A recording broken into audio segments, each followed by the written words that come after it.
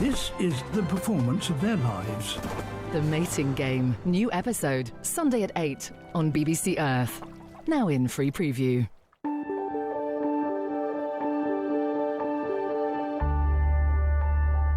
You're watching Rogers TV, Grey County.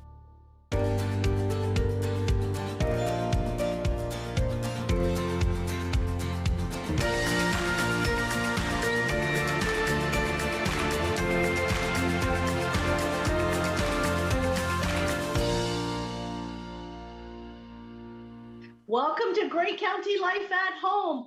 I'm one of your hosts, Rhonda Brown, with the extremely, I don't know, as I said to Mary Jane, he's a wiggle worm this morning, Mr. Charlie. I don't know what's got into him. I think maybe, Mary Jane, it is the spring-like weather that we've had. The sunshine and clear skies certainly put a spring in this guy's step. How about you this morning?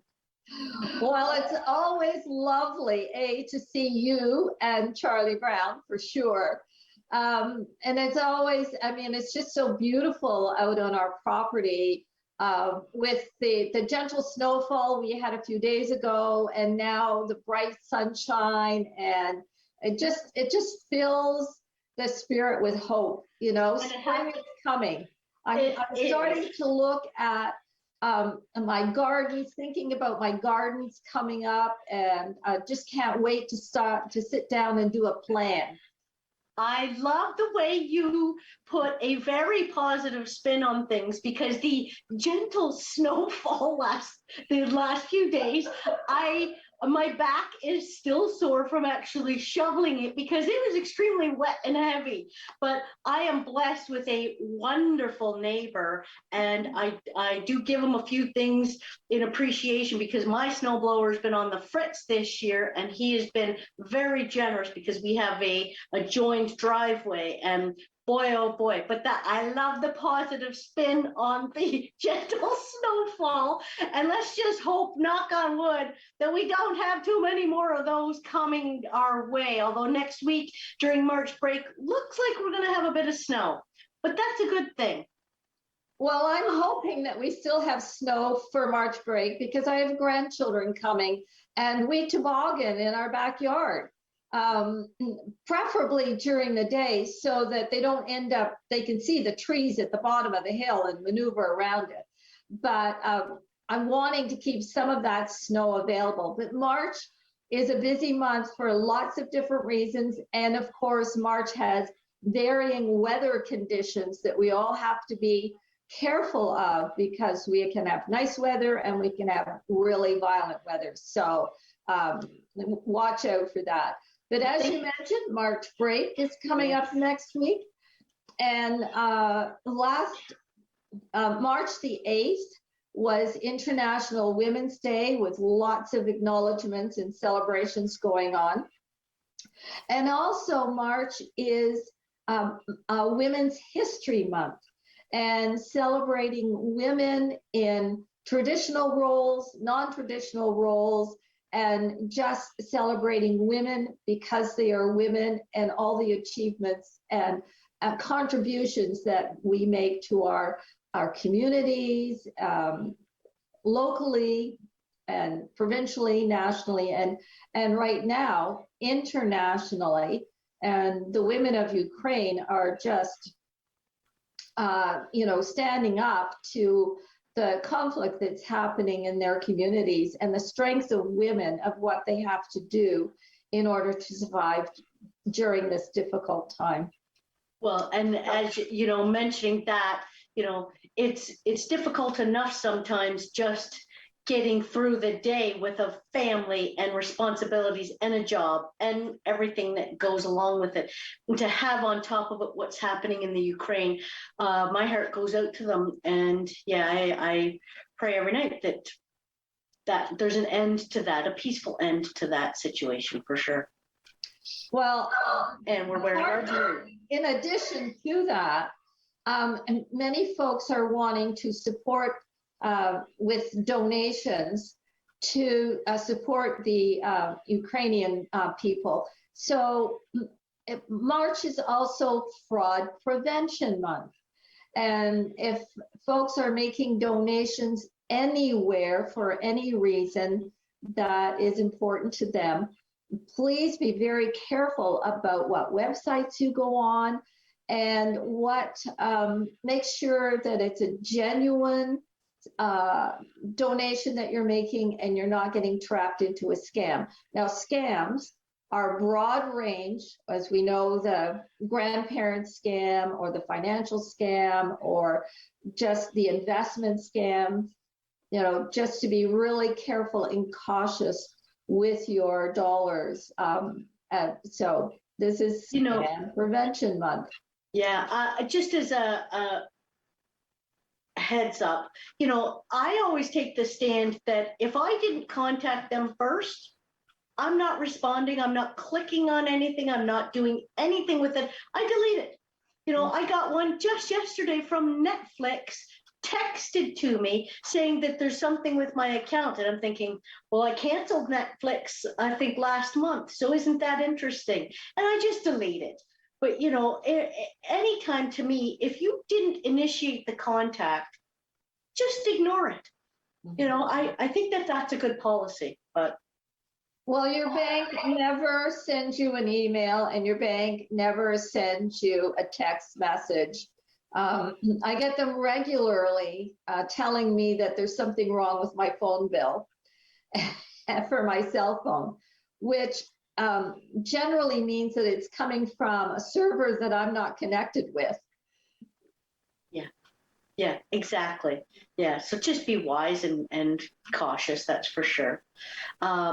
In regards to March break, hopefully lots of people took advantage of the Grey Roots program that's going on and our Family Y programs that are going on, and just get outside with your little people and enjoy some sunshine, hopefully, and the light, gentle snow that we're hoping is what happens during March break, because that would be lovely. I'm reminded of the year that we took Emerson and Carolyn skiing over at Blue Mountain on day one of March break.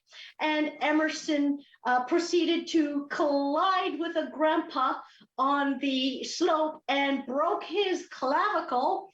So that was quite the event and the end of all of our activity for March break that year.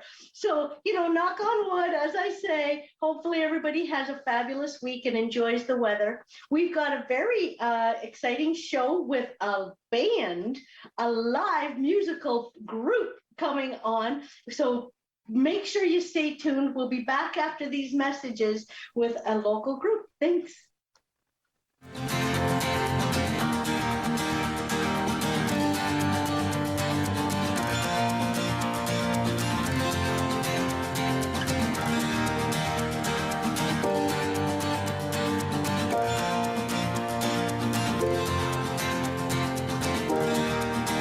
This program is brought to you by OHL Action Pack. Looking to see tomorrow's stars today? Follow the teams and players you want to watch. OHL Action Pack is part of the Rogers Super Sports Pack.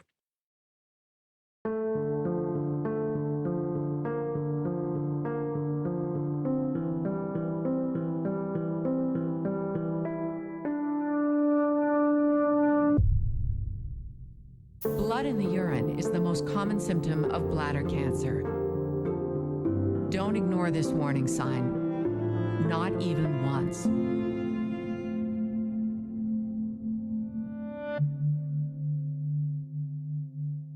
I don't belong here.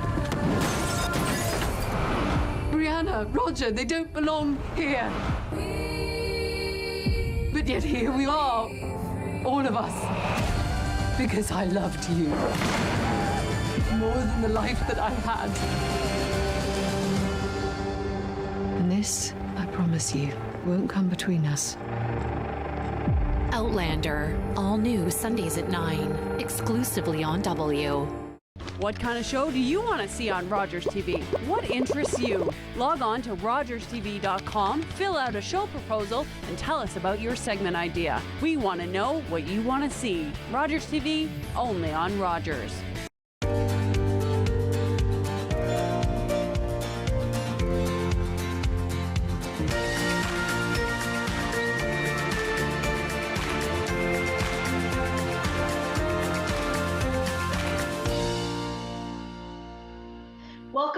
Grey County Life at Home. And as promised, we have a very exciting guest, and Charlie is very relaxed and ready for the show.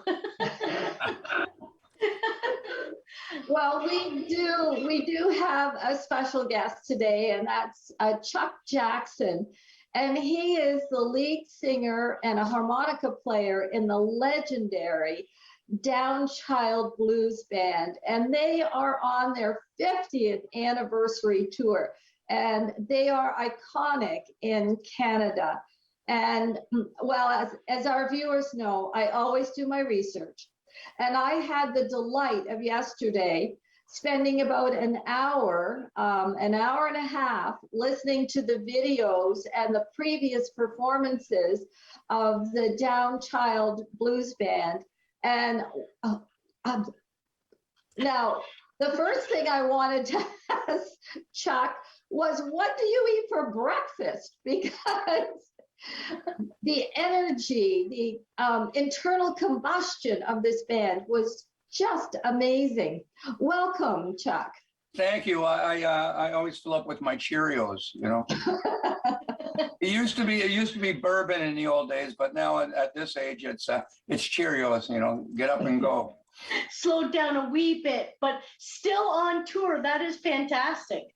It is fantastic. And, it's been the longest 50th anniversary tour in history. I mean, we started it in 2019, and we got to play 3 gigs last year. But now we're going full tilt again this year, and we're starting on March 24th, of course, in Meaford, and then moving all through Ontario and then the East Coast, and then moving our way across west. So we're going to get to cover Canada and see all our great fans. Wow. Well, that is very, very ambitious. But one of the things that I learned, which I hadn't known before, was that Downchild has a direct connection with Dan Aykroyd and John Belushi.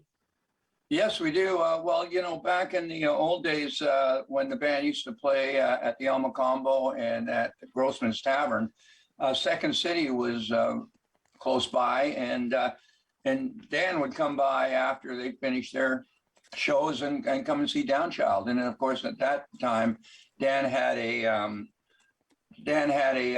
after hours club, and we'd go and jam there and have a great time. Even though John was from Chicago, he didn't really know much about the blues. So, you know, when Dan played our first album for him, he just went crazy and said, my goodness, you know. And at that time, you know, Donnie and Hawk, and they were brothers, and so they decided to call the band the Blues Brothers. Wow. Well, yes, and Flip Flop and Fly is in the movie, and so is Soul Man. Well, Soul Man, yeah, we didn't really have anything to do with Soul Man, but Flip Flop and Fly, I've Got Everything I Need Almost, and Shotgun Blues were the songs that Downchild were famous for. And Donnie wrote Almost, and Hawk and Donnie wrote Shotgun, and then of course Big Joe Turner was the original recording of Flip, but it was a top 10 hit in Canada on around 1972. So, seems like yesterday. Well, when I was watching some clips of when you were live at Massey Hall as well, and the energy and vitality of the band was just really inspirational in terms of, as I had mentioned to you off screen, was that we're going through some pretty dark times in our world right now, and having that opportunity to listen to your band was just so uplifting. But it's the energy that I see coming from the band, yourself and the band members. Well, even after 50 years, we love to play. We enjoy it, and you can see it when we're on stage. We look forward to people, you know, when people think of blues, they kind of think of, you know, kind of a sad, kind of down music. But, you know, the whole idea of blues, and even back during the the plantation days was to relieve the blues and get rid of the blues. And so that's what we try to do. We're really a dance band. We want people up dancing and jumping around and having a good time, you know. Well, jump the song, Jump Right Up would certainly do that in terms of getting people going. But and you know, the thing is that the older we get and our audience is getting older with us, it's hard to get some of them to jump right up. Well, we won't tell them you said that, Chuck. Yeah, okay. Well, you're coming to Meaford on Thursday, March 24th.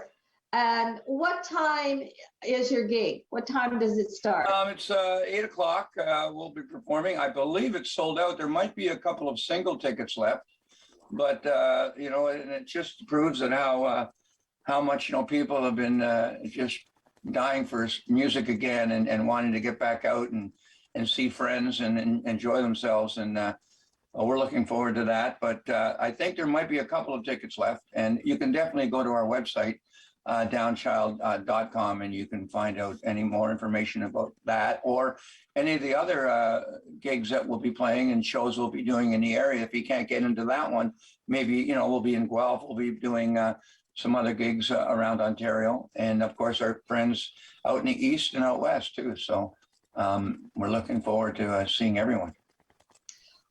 Well, as you said, we're ready.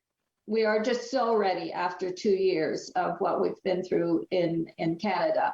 Now we're ready to get out there. But the other aspect of Downchild is that you have won, I believe, more than one Juno Award. Mm-hmm.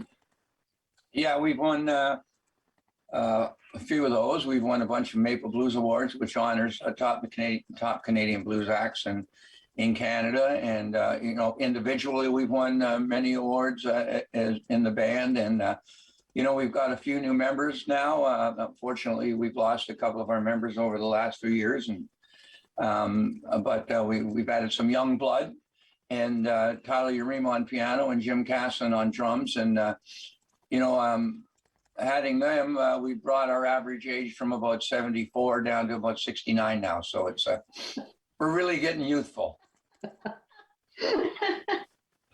Well, we consider everyone under the age of 85 to still be a kid. No, that's no doubt about it. You know what's really fun is that you know, we've had fans that have followed. Whoops, what happened? What did I do? No, we're good. We still hear Yeah, you. we see you. Okay. What's happened is that you know, a lot of fans that we've had forever now are bringing their children and their grandchildren to see us. So we've got 3 generations of Downchild fans, and it's quite exciting. Yeah. Well, I was watching. I'm so glad to hear that, because the music is timeless. It is. I mean, we all go through times when we have the blues. We've all had losses in our life. We've all gone through marriages, and I know I can speak for that. And but you know, everybody needs a chance to shed the blues and start enjoying everything and jumping around, like we said. Jump right up and have some good times with Downchild. Well, absolutely.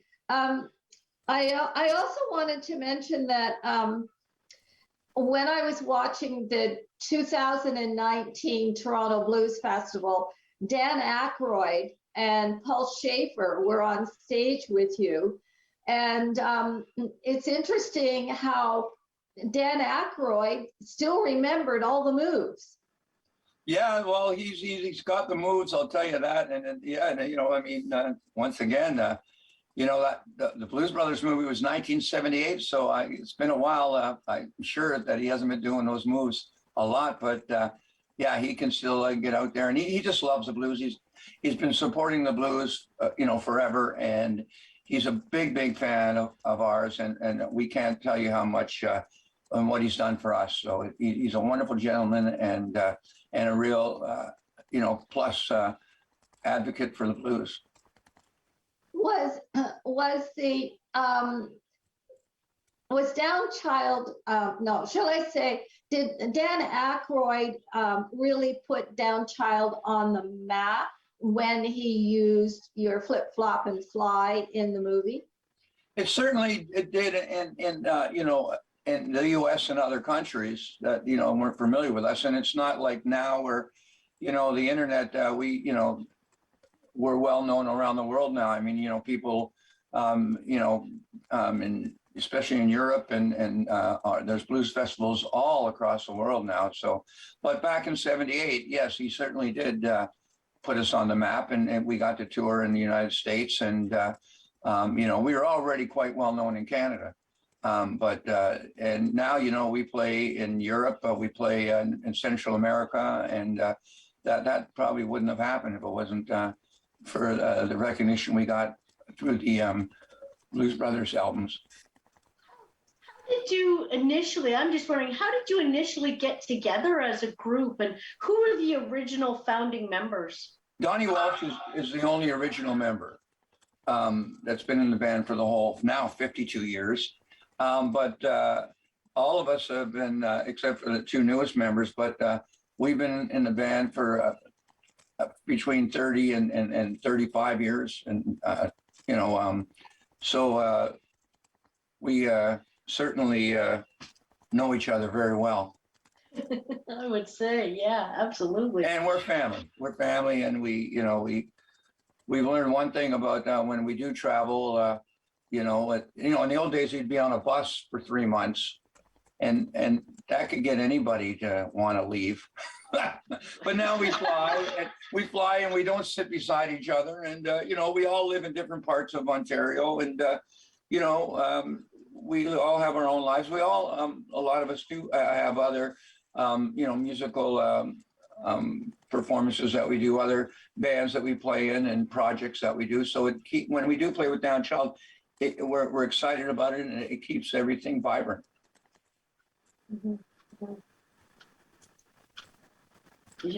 Well, we're really pleased that you're coming to Meaford on March 24th, and you're already sold out. So, you mentioned Guelph is another opportunity, but is there another spot that's more local? There's so many gigs.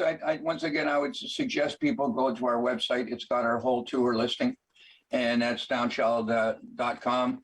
And if we do miss the concert, at the concert we will have our CD, our DVDs and CDs available for sale, and you can also purchase those on our website too. So if you don't get a chance to come and see us, you can certainly, as you realize, enjoy the show on DVD or listen to our CDs.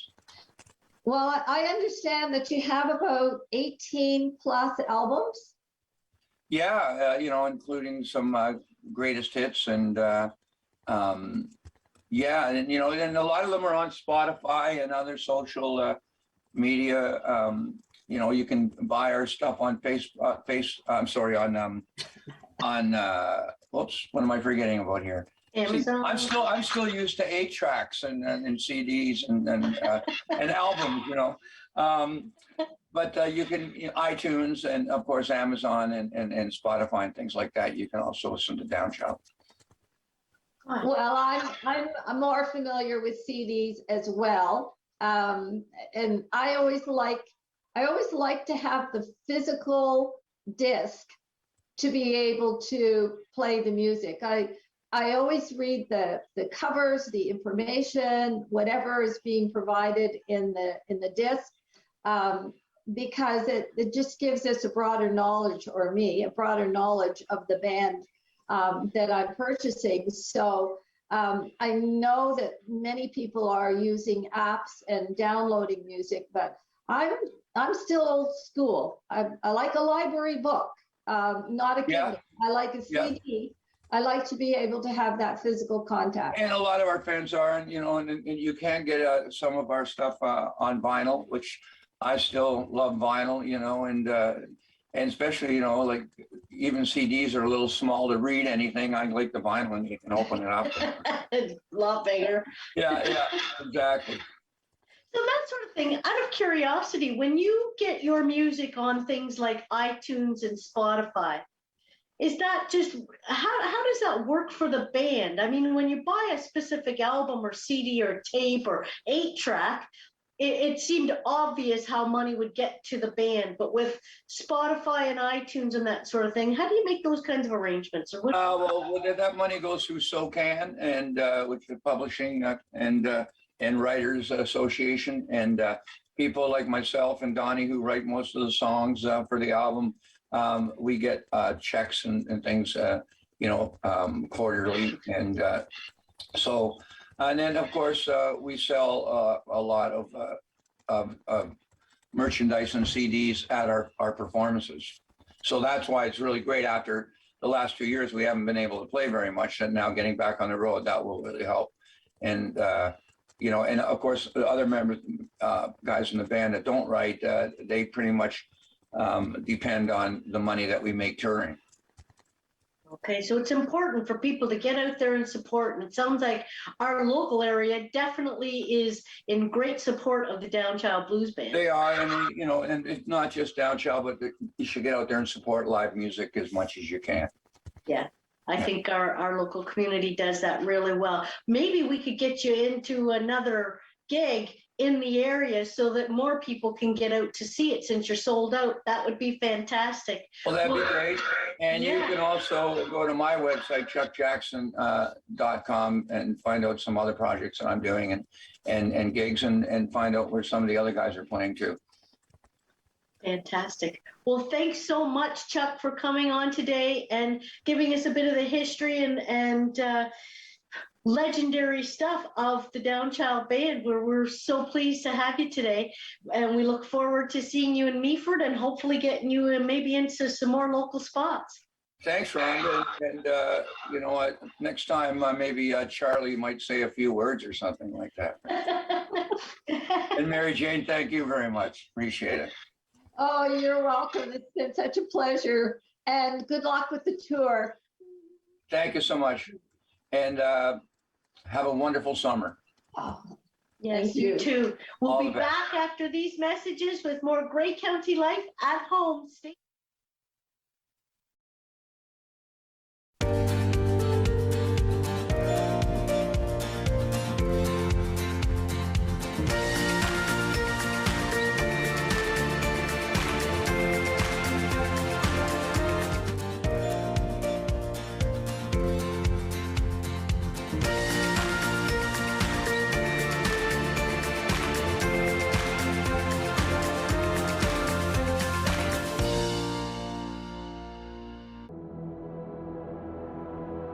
Smudging is a very important part in our life as we're all learning to walk the good way. When we smudge, we use the sacred medicine, the white sage, the sweetgrass, the tobacco, and the cedar.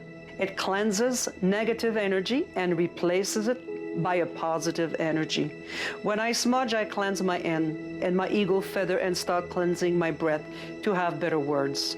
I will smudge my eyes so I could see the better things offered to me. I will smudge my ears to hear the good thing that people have to say.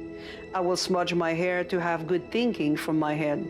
I will bring the smudge to my feet so I could walk in respect with our Mother, the Earth.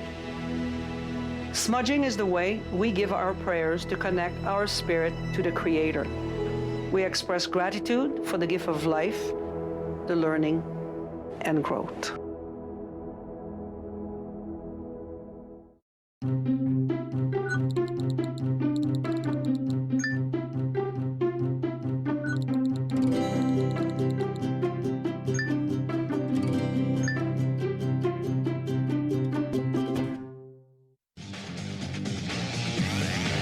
Hi, I'm Cedric Gano, and I'm a center for the Owen Sound Attack. Catch great OHL action on Rogers TV as we bring you Owen Sound Attack games live, both home and away.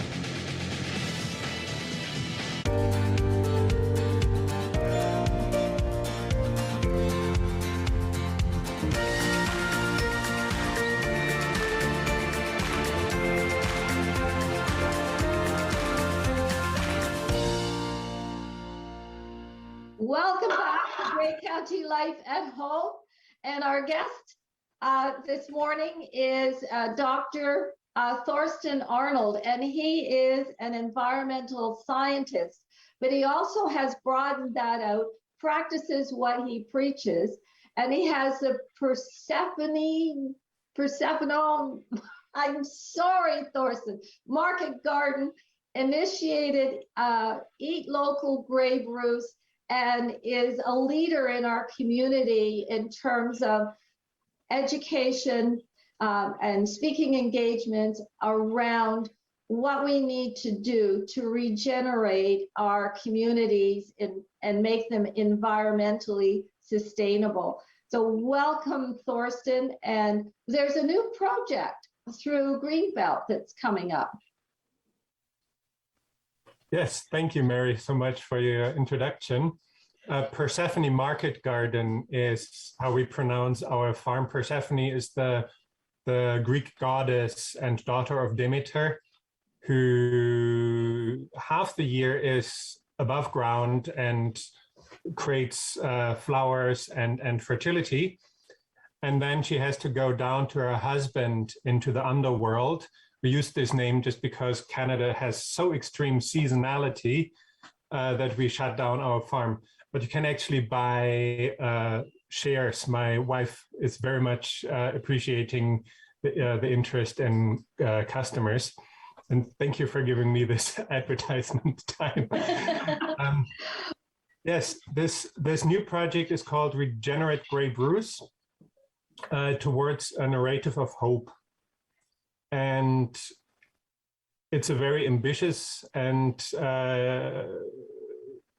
very, very complex project that I'm only starting to wrap my head around. We are financed by the Greenbelt Foundation, and the Greenbelt Foundation was created to protect landscapes around Toronto, but also along the Niagara Escarpment. And they're in a long tradition of a cycle of landscape degradation and regeneration here in Ontario. So in the first time, I think it was in the early 1900s, that much of Ontario has actually turned into wasteland, desert. I've seen a lot of historic images where the areas around Mono, around the Oak Ridges Moraine, just between here and Toronto, really looked like a desert in Africa, because we had degraded the landscape so badly that there were no more trees and no more soil. Wind took away the sand and dust and just threw it into the towns, which had to deal with something like a dust bowl. And that it took a while before people started to recognize this as a real problem for our communities. And eventually in the 20s, a farmer, his name is Drury, was a premier and started the first reforestation program in Ontario. Oh, my little daughter is bringing me this book. So yeah, it was actually the former president of the United Farmers of Ontario who started this reforestation, and it changed landscapes and it reverted the desertification of Ontario quite dramatically and really, really well. And then a bit later, this started all over again. And in the 50s, the landscapes once again started to desertify, which means they lost forest cover, they lost plant cover, the soil turned into dust. The living spongy elements of the soil disappeared, and the only thing that was left was the mineral parts, the clay, the silt, the sand. And when then Hurricane Hazel hit, it dramatically damaged Ontario's cities because all the water swept into the cities and took away. the hurricane wasn't even that strong. It had on average 4 inches of rain, yes, in a day, but we have had 6 inches of rain in the last years. And what we could see that good soil simply absorbs 4 inches and doesn't create any flooding. But if you have really degraded soil, if you have desertification, then this water cannot be absorbed by the soil or the forest, and it floods down, it takes away the sediments and destroys the land, it clogs the ditches, destroys the road. And so, yes, the conservation authorities were formed back then because the damage from desertification was so great again in the 50s. And then the Greenbelt came in to protect the area around Toronto. I think it's really important to see how the landscape in Ontario comes in waves. And when a problem arises, then it takes about a decade of resistance. And then eventually people, maybe a disaster like Hurricane Hazel, where people actually die, is necessary to raise political awareness. But then Ontarians take action and can change that. And so the Greenbelt Foundation is here to really also protect the landscape around the Niagara Escarpment and increase plant cover again in the Greenbelt around Toronto to protect the water and protect us from dust bowl issues. And the Greenbelt has chosen our project. We're very grateful for that. They want to finance planting, but they also realize that there are already so many programs to plant trees available, and it's just not happening. It's not enough just to offer tree planting or hedgerow planting. It actually needs to happen. And this disconnect between, yes, there are programs, and we are actually doing something on the landscape and seeing an impact on the landscape, is where this narrative comes in. A narrative is kind of what we as people tell ourselves about why we live and what we are here for. And if our narrative is we are here to fight hard for our survival, and we have to be fight very strong and squeeze everything out of our land just to make every dime possible now, then we will treat our land differently than if we tell ourselves that we are here to protect the land for the next 2, 3, 4, 5, 7 generations. So this narrative of who we are in our landscape and what our landscapes are about is really essential to how we choose and what to do. It was a long So part. how is this project going to work specifically in our area? Because you this program or project needs to build mentors. And you're very good at finding like-minded people to rally around. Yes, exactly. So our program has 3 core elements, or maybe two core elements. The first part is engaging with as broad a population as possible to talk about this narrative of hope, or to develop this narrative of hope. Why do we like landscapes? What values do we associate with landscapes? What do we need landscapes to do for us? What do we need to do for our landscapes? So this is a mutual relationship between us and nature. We are part of nature. So what we do to our landscape is actually really changing who we are. And so developing this landscape, I try to have as many different participants as possible.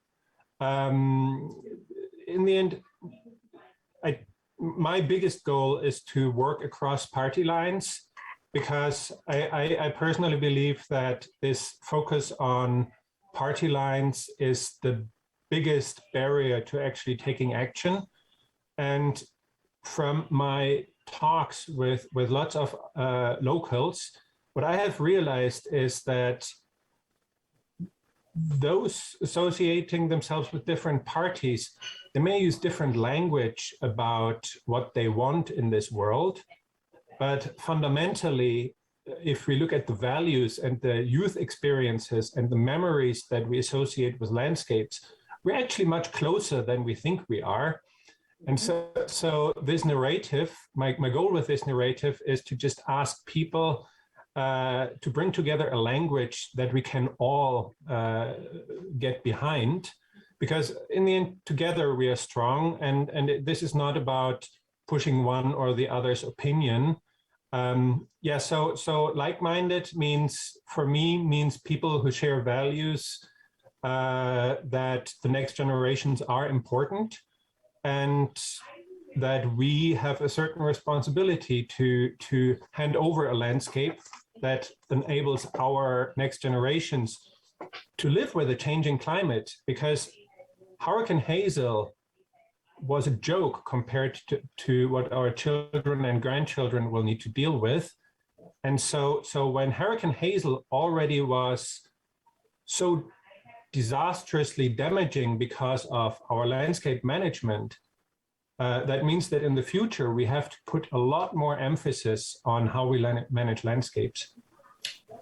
And so the second part, I was just going to say that when we have healthy landscapes, then we have healthy individuals and healthy communities. That the landscapes, there is a balance between a healthy landscape and a healthy individual, because we need those benefits. We need to take care of the land in order to take care of our health. Exactly. No, that's and COVID, I think, was a really good reminder how important it is to be outside and in nature. We all have to manage our mental health much more actively in these 2 years of the pandemic. And I, for myself, know that if I'm bonkers and I take a walk through a healthy landscape, and I breathe the air and listen to the sounds of a healthy landscape, I'm still not happy with the world, but I feel much better. And that makes it so much easier to deal with the problems at hand. So yeah, I couldn't agree more, Mary. So the second element of this project beyond this landscape is that we need to show that this narrative of hope is not a dream. It is something that we can actually do. And to do that, we are seeking people who are already working in the regeneration of landscapes in all different ways. I personally don't have a real understanding, how should this landscape look like? Should we have forests and wetlands? Should we have open lands? Should we have pastures? Like, it's probably a combination of everything. I really like cedar split rail fencing. This was, for me, kind of a symbol of this region when I moved here, and I can see them disappearing so rapidly. And I find this actually really sad. And maybe for agritourism, it would also be nice to have like some positive symbolism in our landscape, because yes, tourism is such an important aspect, and we can actually turn a healthy landscape into money that way. So yeah, to build this, basically this proof of that, yes, we can change our landscape. We're trying to build a network of leaders, of mentors, of educators. Leaders are people who want to step up and carry the torch and do something themselves. They may be the ones who talk with council or councils in the future. Mentors are people who realize that they have a wealth of knowledge, and across our region we have such a wealth of knowledge, But mentors additionally also realize that the best way to use their knowledge is not by continue working, but also to share this knowledge with others and build leaders for the future. And some of the older fellows that I talked with, they're saying, well, we don't have labor, we're getting older, we can't work as hard anymore. Well, mentorship is an opportunity to get young people help you with that work. So it's not just, it's a two-way street because many people enjoy working under a mentor, and mentors enjoy getting the help that comes along with mentorship. But it's about a one-one relation and this decision to build leadership in the future. And the third part is educators and businesses. So educators are people who want to learn how to speak about landscape regeneration and go into schools and go into organizations and just share their knowledge. And the last one would be businesses, because in the end, we also need a lot of different businesses who can help us with lots of services, nurseries, splits, cedar rails. All of these are much easier created by professionals, and then as our community, we can simply purchase those. Well, Thorsten, we're coming down to the last minute. So how can people get in touch with you? How can they get involved? Yeah, so I don't know if you can put our webpage, the Sustainability Project, onto the screen, but it's the sustainabilityproject.org, I think. And my email is contact@thorstenarnold.com. And if people are interested in learning more about mentorship, maybe even about mentoring me, because I really benefit from mentoring, if they want to highlight a project that they're doing, or if they have a service that's relevant for regeneration, please reach out. And yeah, just be aware that I'm still learning. I'm still permanently changing my opinions about things. And this is meant to be a community project that's owned by the community. I just want to be the lubricant who gets this going. And hopefully then this will be carried by many, many people. Thank you so much, Thorsten, for coming on the show today and sharing this with us. And I think we're going to need to have you back just to kind of flesh it out even more and get an idea of how we can all contribute to this worthy cause for Ontario. And thank you so much. We'll be back after these messages with more Grey County Life at Home.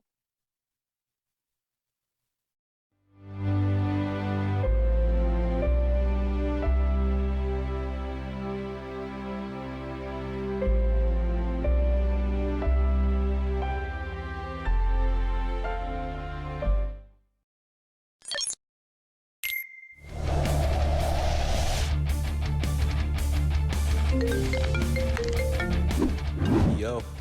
Yep. Okay, I'll be there.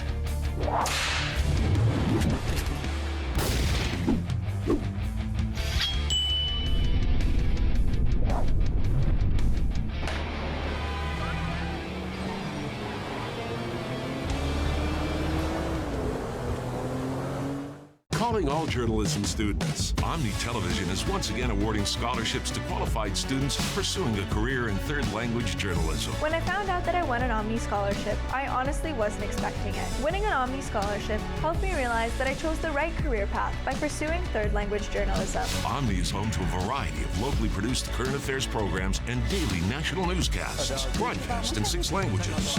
To learn more about Omni scholarships, visit omnitv.ca/scholarships. Hello everyone, your host Antoine Hashim here on the couch, and welcome to season 8. Yay! 8 seasons, and we've got a lot of awesome guests coming up, so keep watching.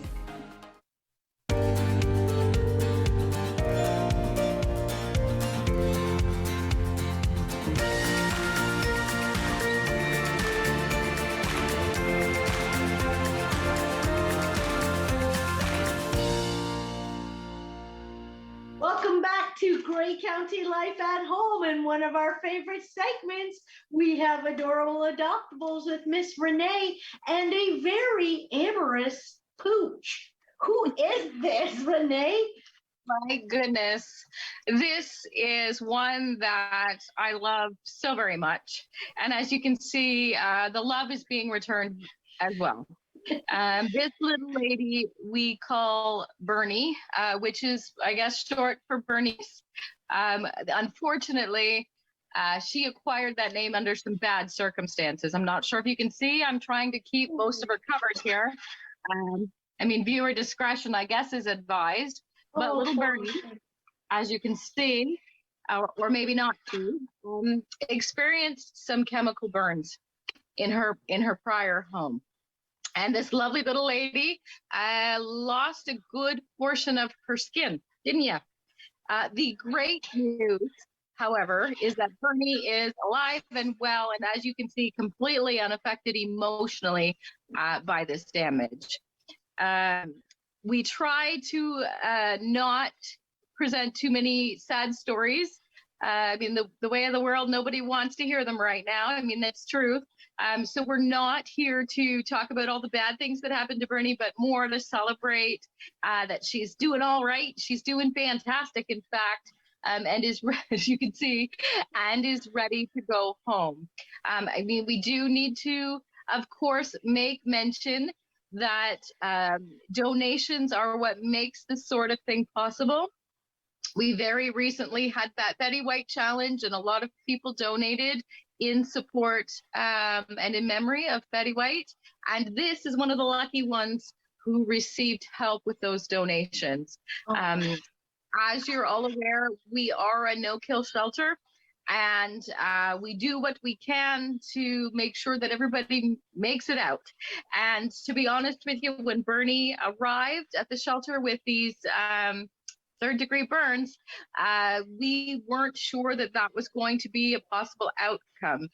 She did require surgery to remove a lot of the dead skin. She did require a lot of medications to help her recover and to stay pain-free. As you can imagine, that'd be pretty darn painful. And a lot of TLC, and all of that was possible with those donations. So if you're somebody who is watching, who gave to that challenge, thank you. Bernie says thank you. But additionally, if you're ever wondering where your donations go, this is a prime example of that. Now, back to Bernie's adoption information. She is an 11-year-old pug. She is spayed and she is vaccinated. She is good with dogs and cats and children. Now, when I say she's good with dogs, Bernie's a little bit top dog. She is living here at the shelter as our little buddy. She is not in a cage, and she's wandering around, and she thinks she owns the place. So our experience with her with other dogs is that as long as they allow her to be the boss, they're going to be fine. The concern, of course, is that we know that Bernie actually is not, sorry, honey, not a very good fighter. So, she might start a fight and then end up in trouble because you're a little mouthy. But she does get along with them once they work out that little bit about whose house it is, which she will do when she moves into a new home as well. She's going to move in and say, it's my couch, it's my bed, it's my stuff. And the other dog, as long as they accept that, is going to be just fine with her. She is very well house trained. She's very social. Although she's had some trauma, she doesn't hold that against people, which is really amazing. And I'm surprised, to be honest, because I kind of hold it against people. I do, but she's obviously still full of a lot of love and affection. A whole lot of love. We are quite fond of Bernice as well. We're going to start calling you Bernice and less Bernie. How does that sound? She is quite fond of people. She loves car rides. She loves walks. She has never once given us any concern about her behavior. Thank goodness. As you can imagine, a lot of hands-on were done with this girl. We've had to do a lot of manipulating, and she's been really good with it. It's not every dog that will let you do the sort of things that we've had to do to Bernie to get her well. So we're really happy that she was a good girl. Yeah. The life expectancy of a pug, because everybody just kind of went, oh man, and she's old, is really not that old.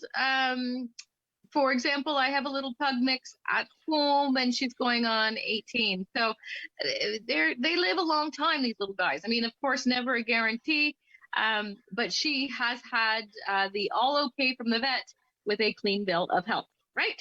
Right. Her fur is starting to grow back in saying that we have no idea what she's going to look like at the end of the day. It is possible that she will always have a little bit of a bald patch.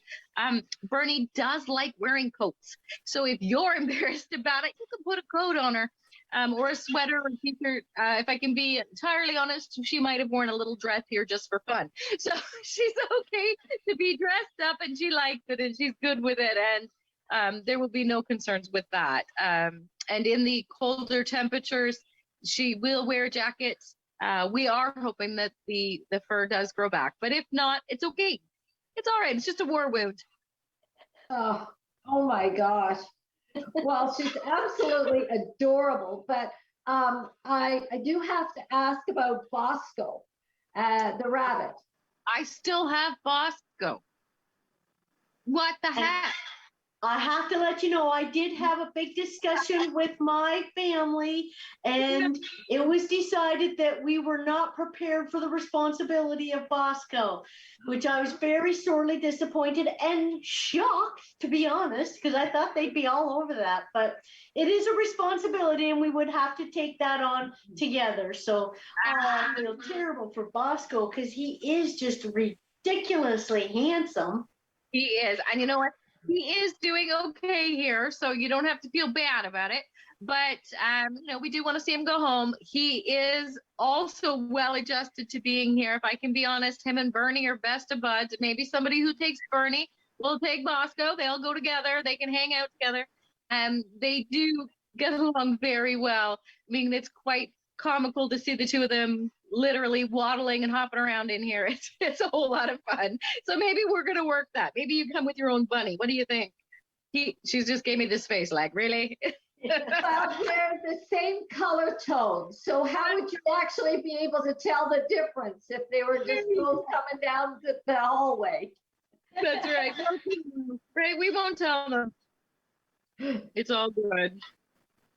Well, we wish Bernice a speedy recovery, and I'm sure that she is going to find a loving home. She certainly definitely has displayed a lot of affection, and she deserves a safe, warm, healthy place to live. But thanks so much, Renee, for coming on this week and bringing Miss Bernice. I love that name, actually. That is adorable. And we look forward to seeing a new guest on the Adorable Adoptables next week on Great County Life at Home. Thanks so much for joining us. We'll see you next week.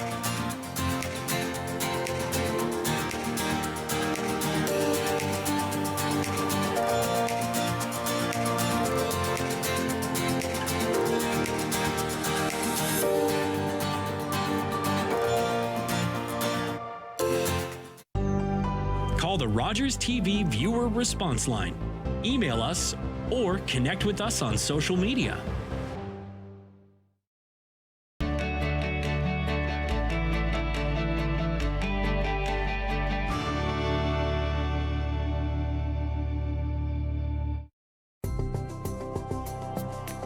It's about sharing and caring.